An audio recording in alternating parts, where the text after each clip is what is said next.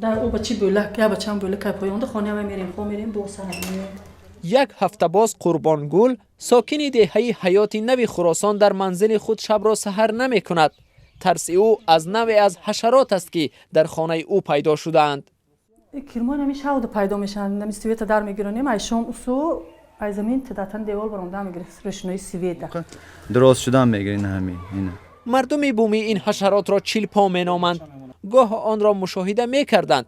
این بار با این بسیاری یک باره به خانه ریختنشان آنها را به تشویش آورده است. تکسری ها دو گذشته بودن این اینجا در اومدن در تکسری ها چسبیدن من خونه رفتیم اخی. مقامات آمده به خانه ساکنان برای محو چیلپا زهر پاشیدند اما فایده نکرده است. دورو زدن و نکی میزنن یا میپیچه بوهی میشه بو نیست یا بوگو میشه میره. محمد وفا میگوید در دههشان چیلپا معمولا به چشم میخورد.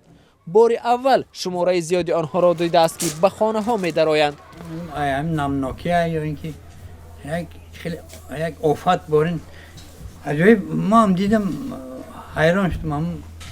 چیلپا از نوع حشرات است که زهرش مرگاور نیست. در سرنمی و جای جمشوی پسمانده های خوراک پیدا می شود. نشاید آن را به دست گرفت. اگر زهر زند در جای نیشش سرخی پیدا شده می سوزد.